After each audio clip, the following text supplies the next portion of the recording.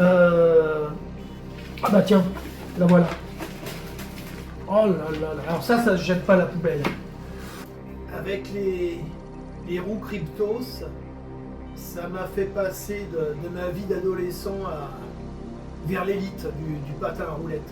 Je conserve en général que les posters des épreuves certaines qui m'ont apporté quelque chose qui était différent, c'était des grandes épreuves, c'était un moment de ma vie important, il fallait que je le fasse. Vous voyez là c'est l'Ironman aux Canaries. Là c'est l'Ironman Spencer Smith quand même en photo, un sacré client, à Middelkerk en 94. Et là enfin, encore l'Ironman de Middelkerk, il y a des chutes de scotch, en 97.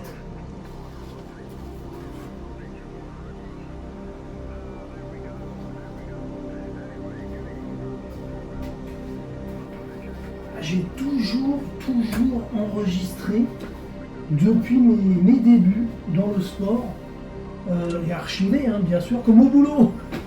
Tous les roues Cryptos j'ai assemblé tout ça avec des pièces achetées à Windsurf à Ivry. C'était 6 ans avant que je démarre dans le triathlon, 6 ans avant que je revienne de mon service militaire. Ça fait drôle de se replonger dans les vieux cahiers d'entraînement où je notais tout. Vous voyez, avant le Touquet, là par exemple, j'avais été m'entraîner un petit peu. Le long du canal de l'Ourcq, près du Zénith. Voilà, roller, un peu de roller. 40 minutes. Là, 35 minutes, 28 minutes. Ah bah ouais, parce que non, les triathlètes, allez demander à un triathlète de faire 8 km à fond en roller. Si vous n'avez pas l'habitude, c'est horrible. C'est horrible, le bas du dos, il n'est pas habitué quoi.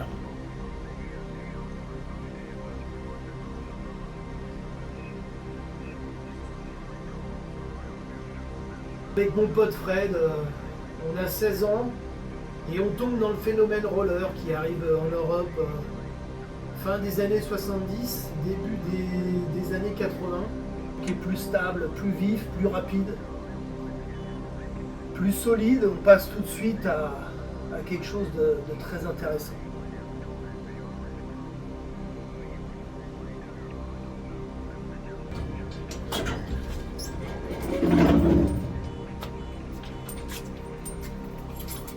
Alors ces fameux patins,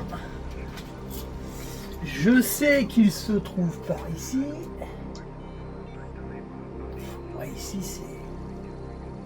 c'est la caverne d'Ali Baba.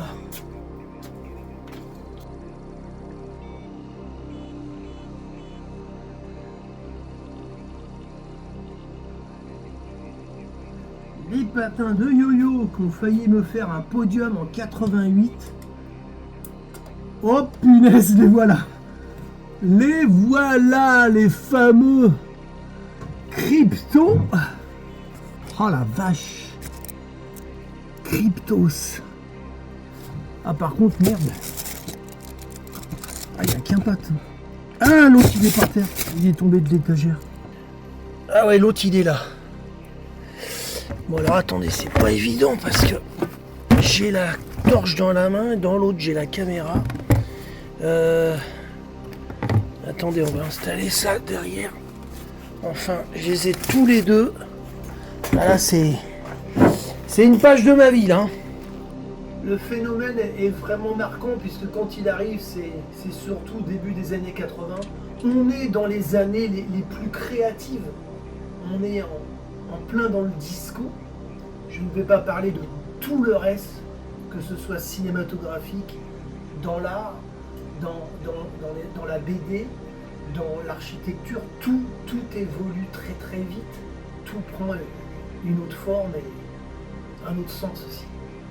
C'est pas compliqué pour les Val-de-Marnais, de toute façon il n'y avait que 2 endroits où on pouvait s'équiper de roues Cryptos et de tout petit matériel autour d'une platine qu'il fallait, il n'y en avait que 2. Donc voilà la bête, voilà le truc, pied droit, pied gauche, dans leur jus.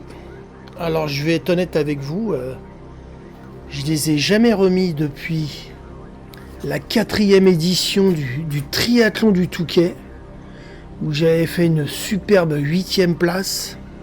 Voilà les patins de 88 à 91 avec lequel j'ai fait ce triathlon. Bon, ceci dit, les roues, je ne les ai... Bon, alors ça roule pas aussi bien qu'à l'époque, hein. Mais admirez le truc. Patin, platine, amortisseur, acheté à courir à Créteil-Soleil. Super. Bon, comme vous pouvez voir, ça roule beaucoup moins bien. Quoique, il y en a une là. Elle roule pas trop mal. Sur les deux patins. Ah ouais, celle-là, elle est pas mal. Alors la platine, comme vous pouvez voir, c'est du 10,5.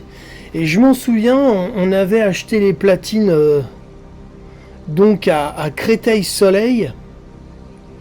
Et les petits amortisseurs comme ça, on allait à Hawaii Surf, à Ivry. Ouais. C'était bien parce que bon, ils vendaient un peu de tout comme couleur. Ah, ils en ont vu ces patins. Ils en ont vu, mais en plus ils ont voyagé. Ils ont été au Baléares dans des boîtes de nuit. Ah non, mais c'est invendable un truc comme ça.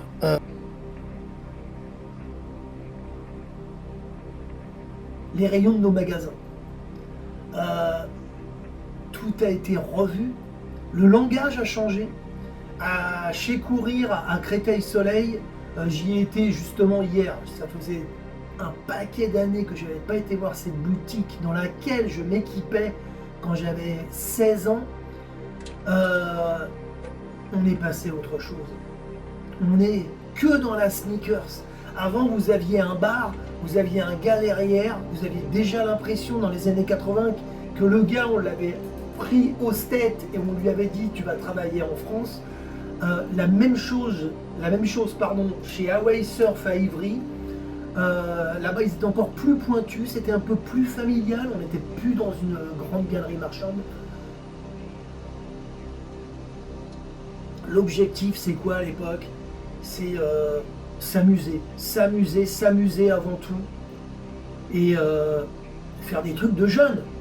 Avec Fred, on allait sur les parkings du magasin AS Eco à La Varenne-Chenevière. Et un pote venait à nous, c'était Manu, il nous tirait derrière son Kawasaki 80 et on faisait des pointes de vitesse de 80 km/h. Bien sûr, quand il n'y avait pas de voiture en stationnement, on faisait ça le soir, le week-end. Et voilà, les rollers nous ont suivis tout au long de notre jeunesse. Une année, on part avec Fred au Baléares, à Formentera. Et là se développent bien sûr les premières discothèques pour rollers, hein. Il y a eu la même chose à Porte de Champéret dans la banlieue parisienne autour de Paris. Le roller, je ne l'ai jamais abandonné de mon esprit. J'aurais été incapable de revendre cette paire de rollers. Elle m'a tellement apporté. Et puis alors arrive ce triathlon qui est unique en France, le Touquethlon. Années 80, ne l'oublions quand même pas les enfants, le breakdance, le break street comme vous voulez, et le roller rentrent dans nos discothèques. Je l'ai connu et je l'ai pratiqué. Disons-le aujourd'hui, les rollers, entre mes 16 ans et le temps que je parte au service militaire, faisaient toujours partie des bagages au moment des vacances.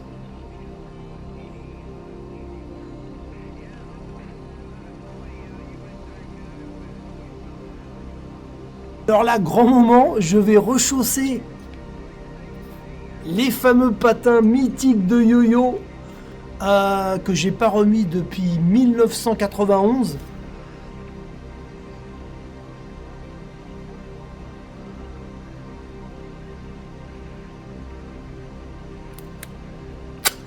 Alors je peux vous dire un truc en tout cas, c'est qu'on passait pour des charlots par rapport à l'équipe de France qui était là.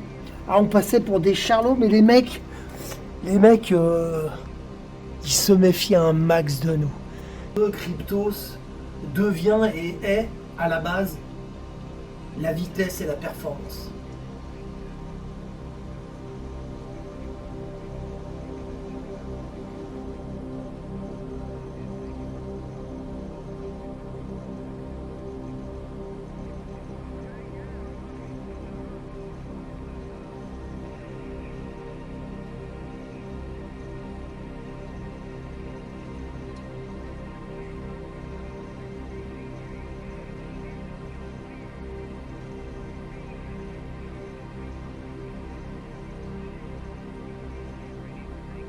Donc voilà, on en arrive un peu à la fin. Bon, mes pieds n'ont pas grandi, ils ont pu rentrer dedans. Que je vous explique, alors là, si j'avais pas ça près de ma chaise à la fin du patin pour me transformer en coureur cycliste et mettre les chaussures de vélo, j'étais mort. Parce que le pied était complètement emprisonné dans les patins. Et je peux vous dire que c'était pas ce scotch-là que j'avais, c'était un truc mais incroyable qui vous emprisonnait le pied quoi, dans la chaussure. Bref, allez, on est parti pour faire quelques tours. C'est le succès énorme. Cryptos, c'est la valeur sûre. Et on était les deux seuls triathlètes au club à pratiquer encore en parallèle très peu, très peu, mais on était les deux seuls à pratiquer le roller, à avoir un passé avec le roller.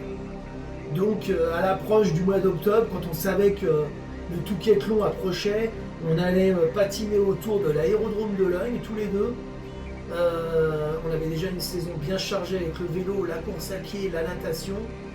Et il n'était pas question pour Pascal et moi-même de louper ce rendez-vous-là.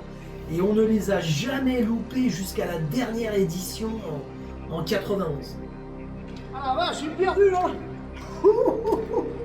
Ah là, je fais pas le malin. Oh là là, j'ai tout perdu. Si aujourd'hui je devais refaire ce tri, là, ah, je ferais mal. Hein.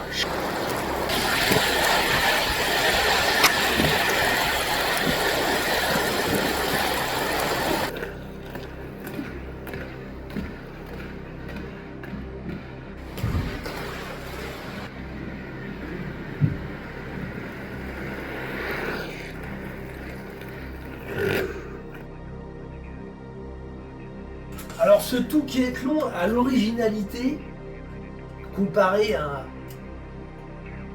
d'autres épreuves sportives, d'attirer une multitude de sportifs venant de tout horizon, aussi différents les uns que les autres. On a surtout, bien sûr, les patineurs qui s'entraînent, eux, l'hiver, beaucoup au vélo. Donc, il y a beaucoup de patineurs au Touquet. Ça va très vite. Dès le départ, ils sont en formation de chenille. Alors moi qui suis triathlète avec Pascal, bien sûr, en général, on terminait dans les 10 derniers. C'était vraiment très dur pour nous, très traumatisant au niveau du bas du dos. Il y a un niveau très élevé donc en patin.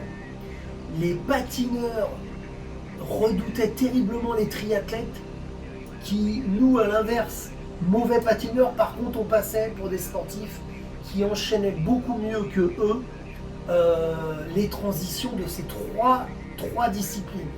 Patin, vélo, où il y avait 40 km à faire, et course à pied.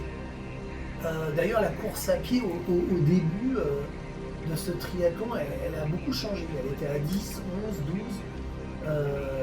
La première édition, j'ai appris seulement la semaine dernière que la première édition, c'était 4 km 7 seulement de patin, alors ce qu'aurait fait mon bonheur. Alors que les 4 dernières éditions, elles étaient à 7 km 5.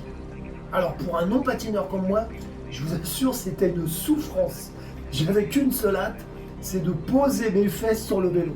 Donc là, je viens de faire les 7 km 500 de roller et hop, aussitôt, je donnais un coup de cutter. Et j'en avais pas pour tellement longtemps. Hein. Et voilà. Et j'enfilais mes chaussures de vélo. Et au club de tri, j'étais le seul à avoir trouvé cette astuce. Mon pote Pascal, lui, avait des beaux patins, beaucoup plus coûteux que les miens. Et le roller, moi je le voyais comme ça.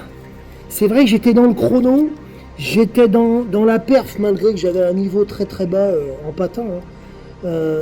Mais pour moi, toutes ces secondes de transition, elles étaient importantes. Et les patins qui vendaient à l'époque, alors les patins en ligne, j'ai jamais pu m'y faire, c'était pas pour moi, j'arrivais pas.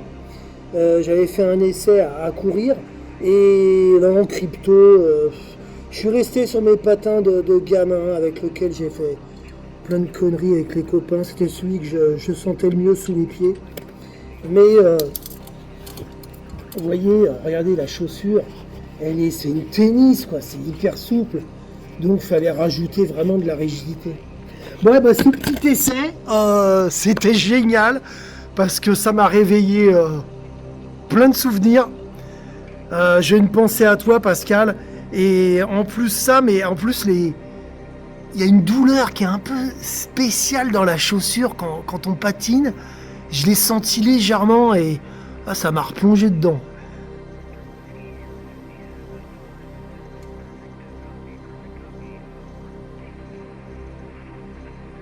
Surtout que le Touquet, pour ceux qui connaissent cette ville, il y a toute la croisette face à la mer et l'arrière-pays.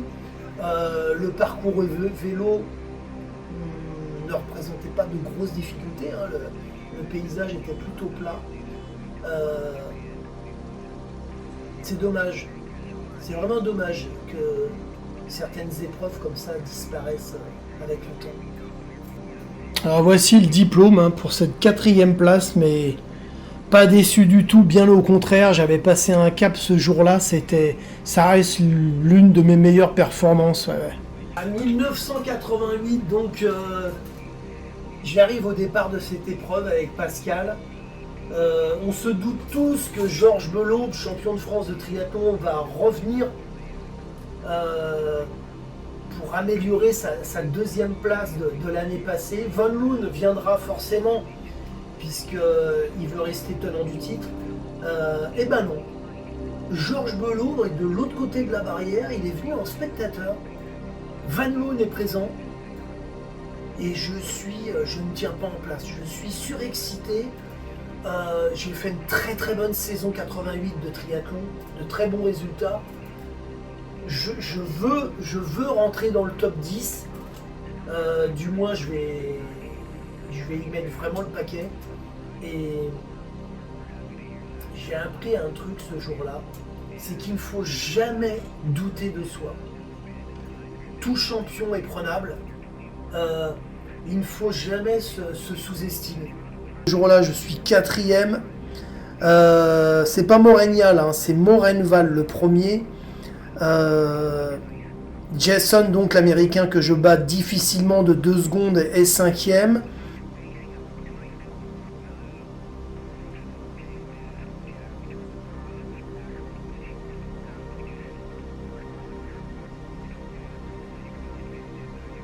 En 1986, alors que je suis en vacances à Villers-sur-Mer avec ma femme, je fais un triathlon, comme ça, juste histoire de voir, distance olympique. Et le truc, je sens cette connexion, elle se fait très très bien en moi. Et jusqu'à aujourd'hui, je pratique encore le triathlon. Et je vais donc être licencié pour le début de la saison 87, où je vais faire 15 triathlons, dont 2 moyennes distances. Et je suis accepté au championnat du monde longue distance à Nice, puisqu'à l'époque il fallait quand même pour être accepté sur longue distance à Nice, il fallait avoir minimum, si je me souviens bien, une dizaine de triathlons, dont 2 moyennes distances, qui à l'époque s'appelait BAC.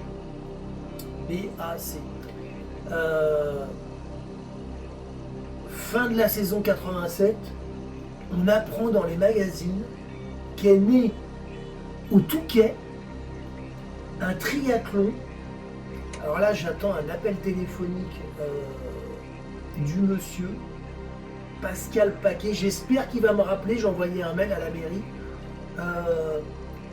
C'est lui l'inventeur. Alors j'aimerais avoir, pour ce film, j'aimerais avoir un petit peu d'autres informations. Et donc, à l'époque, Georges Belot, champion de France de triathlon, se rend sur cette épreuve.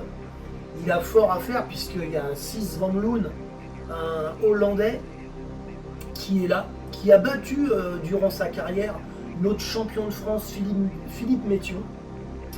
Et Georges Belot fait deuxième, quoi. Ce triathlon, tout de suite, rentre dans les pages du Triathlète Magazine. Et aussitôt, nous, avec les copains à Chenevière, on prend connaissance de cette épreuve. Et croyez-moi, les 4 années qui ont suivi, il n'était pas question de louper ce rendez-vous unique. Je dis bien unique en France, car la ville du Touquet a mis cette épreuve sur pied. Ils n'ont jamais été copiés. Elle a eu un succès phénoménal en termes de drapeau, je dis bien, puisque ça a attiré du très très beau monde, des patineurs venus de plusieurs horizons, dont certains qui avaient fait la traversée de l'Australie en roller, un Américain de l'équipe nationale au States qui est venu, un Brésilien, Hollandais, Belge, Italien, enfin bref. Cette épreuve devient tout de suite la curiosité, c'est un succès dès le début. Et c'est vraiment dommage qu'elle se soit arrêtée en si bon chemin. Il y a eu des bruits de couloir que la Fédération française, alors toujours le règlement, on est toujours en France, dans le règlement, trop dans le règlement, oserais-je dire. Trop de règlements tue le sport. Et la dernière édition aura lieu en 91 et j'y serai. Et c'est bien dommage parce qu'aujourd'hui, cette initiative d'idées, oserais-je dire, serait un succès énorme aujourd'hui.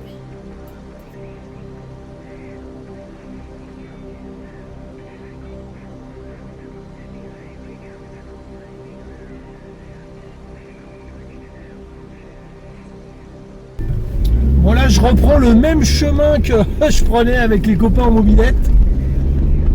Exactement, quand on allait à Créteil-Soleil. Alors là aujourd'hui je vous amène, je vais juste vous montrer le magasin Courir qui était avec Hawaii Surf à Ivry, les deux seuls endroits où on pouvait acheter des cryptos et puis tout le bon matériel, platine, etc. Oula, alors là pour ma part, Créteil-Soleil, ça fait un bail que je suis pas revenu. C'est une immense galerie marchande, 3 étages il me semble. Alors cette entrée là à l'époque, elle n'existait pas.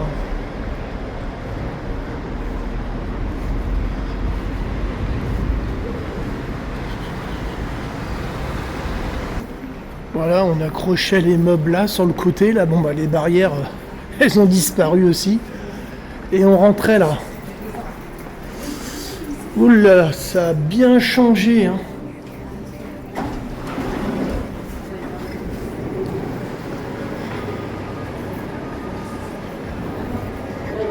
Ah, le manège, par contre, lui, il n'a pas bougé. Il est toujours là. Alors, vous voyez, on patinait ici. Le soir, on était venu. J'ai un pote, il avait réussi, je sais pas, avec la chaîne, on avait réussi à rentrer dans la galerie. Et alors bien sûr, c'était pas pour faire un casse du tout, c'était uniquement pour patiner. Regardez un peu ce sol. Ah non, là c'était les cryptos, là, croyez-moi, elles s'exprimaient bien. Alors, le Courir, je crois que c'est par là. Voilà, on est au premier étage. Si ça n'a pas bougé de place, le Courir il est un peu plus loin là-bas à droite.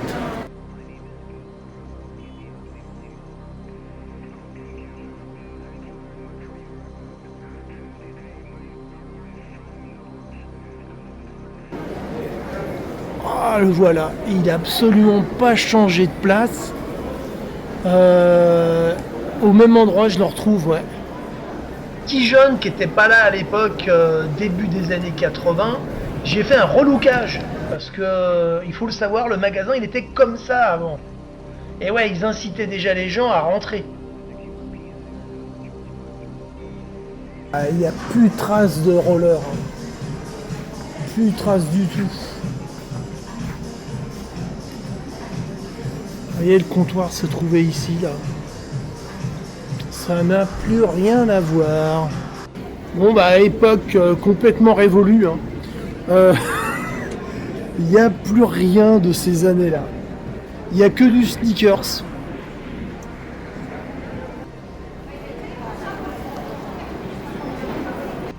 À un moment, bien sûr, il y a l'euphorie qui vient s'installer.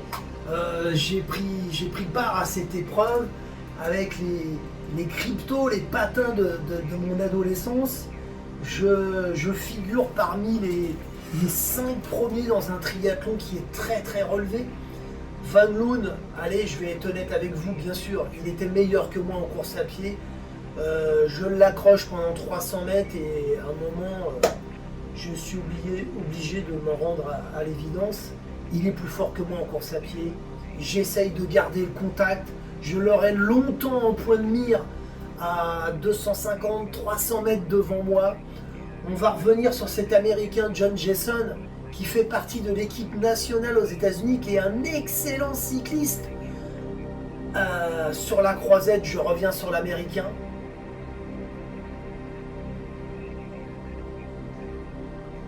Sur la croisette, je reviens sur l'Américain.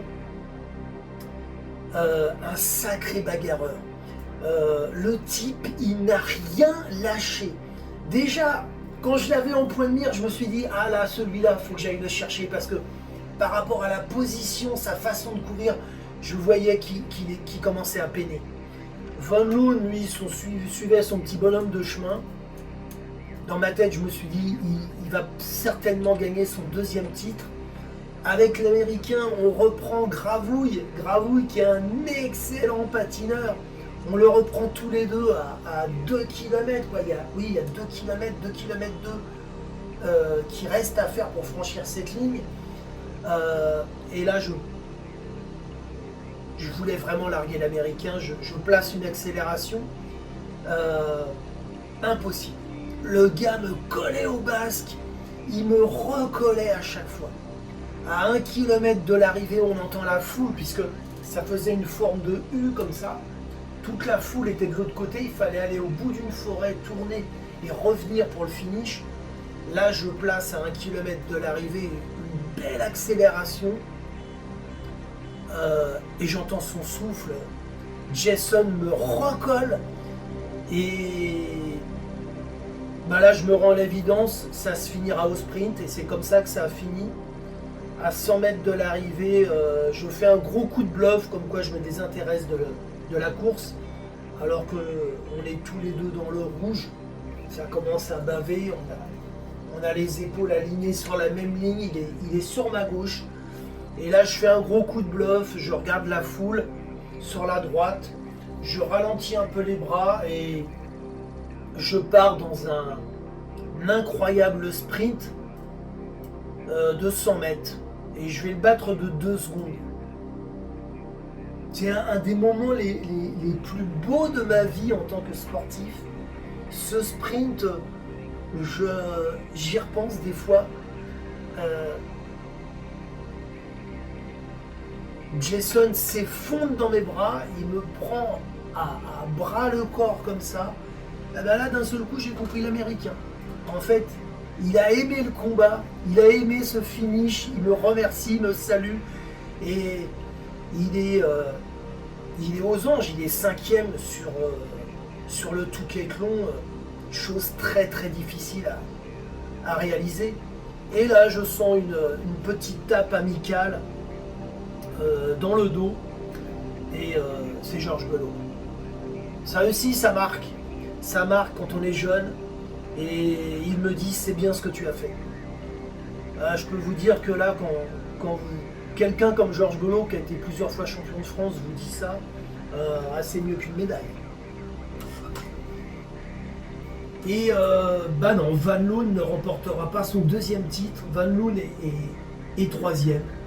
Je suis juste derrière lui. Et c'est dommage. Van Loon n'est pas revenu en 89.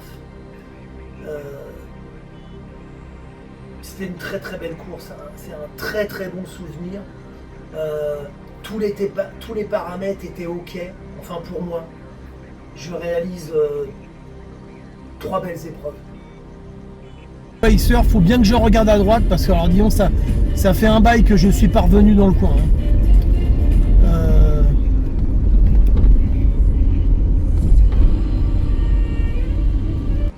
Ouais, j'ai laissé tomber. Hawaii Surf a changé d'adresse. Et là sur Maps, il m'a indiqué encore 6 km. Alors ils sont toujours à Ivry, je sais pas où. Mais là ça roule très très mal.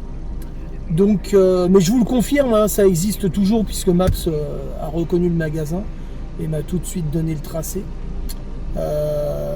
Allez, on se rentre sous les flocons. C'est là qu'on va se découvrir et voir les possibilités athlétiques qu'on peut avoir, tout simplement. Quand Van Loon me lâche en course à pied, Van Loon, il a des titres, il a un passé, il a une carrière déjà, il a de gros résultats. Suivre un gars comme ça, c'est accepter de se mettre dans le rouge. Et il faut se surpasser, il faut, parce que nous sommes des millions de personnes, je parle surtout pour les non-sportifs, à pas exploiter vraiment le potentiel que nous avons tous en nous. Vu l'ampleur de la réussite du roller en France et vu ce qui est installé aujourd'hui quand on regarde le planning, parce que moi j'ai un collègue, j'ai un ami au travail qui pratique des courses de 100 km en roller, et quand on voit le planning tous les ans qu'il y a comme épreuve, si le Touquethlon, en plus en parallèle au triathlon, le triathlon est un sport qui a énormément de licenciés en France, comme le patin, le Touquethlon, je pense, aurait fait des petits frères un petit peu partout en France. J'espère que Monsieur Paquet va me rappeler, ce monsieur très sympathique qui tenait les rênes de cette épreuve. Je pense que c'est lui qui l'a inventé, parce que le peu que j'ai pu m'entretenir avec lui, mais j'aimerais avoir d'autres informations venant de sa part. C'est toujours intéressant de connaître l'origine, la naissance d'une épreuve. Voilà, 2026, donc on n'a jamais entendu parler depuis 1991 d'une épreuve comme celle-ci. Sait-on jamais, un jour, peut-être que ça va revenir. On croise les doigts. Donc ce jour-là, ça va être je vais sortir la course de ma vie. Je fais un patin moyen. Je fais un excellent vélo. Je crois, j'ai dû boucler les 40 km en 1h03. Je fais un excellent vélo. J'arrive à me détacher du Brésilien qui ne voulait prendre aucun relais, qui était dans ma roue. Et dans la seule difficulté du parcours, dans une bosse très abrupte, j'arrive à le lâcher. Ceci dit, c'était pas ça ma priorité. Je savais que Neto était moins fort que moi en course à pied. Ce que je voulais, c'était faire un grand vélo.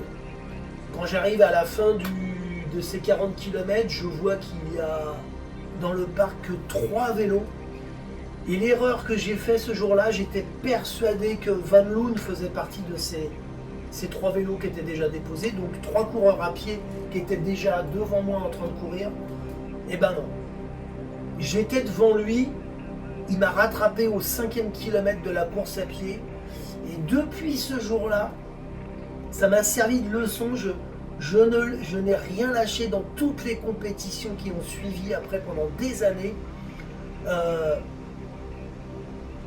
ne faut pas que ceux qui font les affiches, les champions, il ne faut pas être impressionné.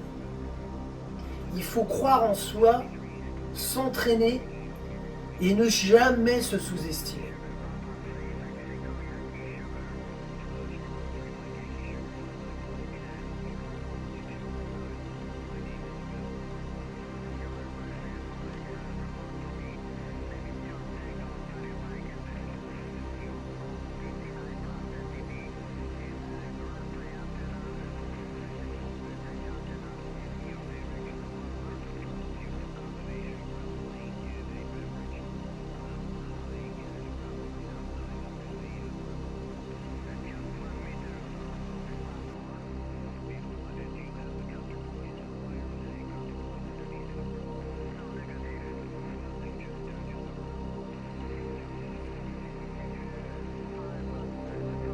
Alors je sais que par le passé, Monsieur Paquet, sur ce Touquethlon, oh, je vous montre pas le chantier de mon garage.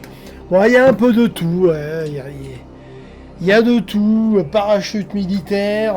Ah bah c'est ça, quand on fait des courts-métrages, le réalisateur, il n'y a que lui qui sait où se trouve chaque objet. C'est vrai que c'est le bordel, mais c'est comme ça. Là, aujourd'hui, j'aimerais trouver cette cassette VHS. Alors, elle est peut-être là-dedans, dans ce gros coffre, parce que les VHS c'est fini depuis début 2000. Hein. On est passé au DVD. Et Monsieur Paquet, sur cette épreuve, faisait un film. Il a commencé à faire ça en 88. Il les vendait à l'époque. Attendez, je vais poser le. Il les vendait à l'époque 15 ou 20 francs. Nice 87.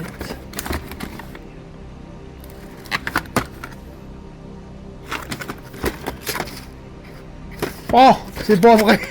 Là voilà. Triathlon du Touquet 1990. Il n'y a plus qu'à trouver une prise Péritel, à ressortir le vieux Philips, et puis on va essayer de faire quelque chose. Ça vaut vraiment le coup. J'aimerais vous montrer les images de cette édition, l'avant-dernière. Il a fallu sortir, comme on dit, le vieux poste Philips de derrière les fagots. Qui a vraiment failli finir un moment sur le trottoir, que j'ai toujours gardé, qui fonctionne très très bien. J'ai descendu le caméscope Philips qui lui est plutôt en bon état. Le plus compliqué c'était de trouver ça.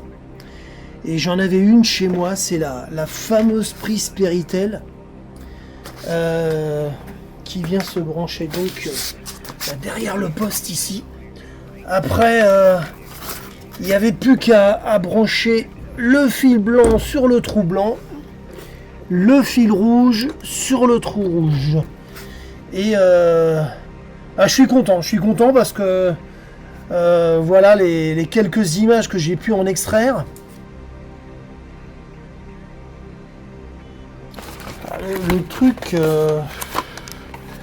Le truc qui m'a fait peur quand même un petit peu, c'est que, vous voyez, la cassette était... Voilà, la protection qui se lève quand vous mettiez votre cassette, ça c'est la protection du film, et elle se lève quand la cassette, vous l'insérez dans le magnétoscope. Et vous voyez, c'est cassé. Mais je vous rassure, le magnétoscope a bien voulu avaler cette cassette de 90 et les images en sont sorties. Au départ, il y aura bien entendu le triathlète, mais également...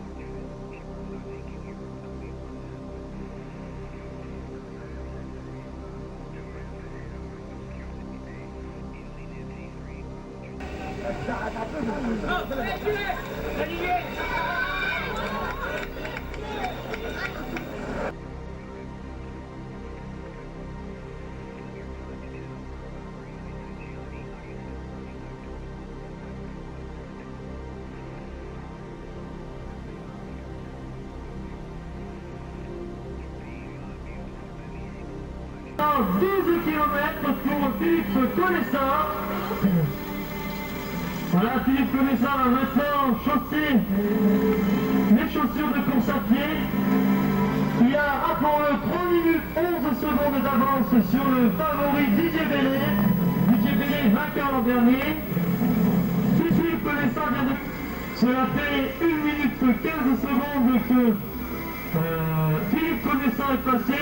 Au moment même où il s'apprête à partir pour ces 12 km, eh bien, le second va bientôt entrer dans le parc fermé. Voilà, on peut applaudir Philippe Connaissant, qui est en tête depuis le début de l'épreuve. Il reste à Philippe 12 km à parcourir, bien sûr. Tout cela se fait très très vite. Les concurrents continuent d'arriver. Ainsi, le dossard 12 et le dossard 16, Lionel Barraud et Richard Lhermenier, ils ont également terminé leur parcours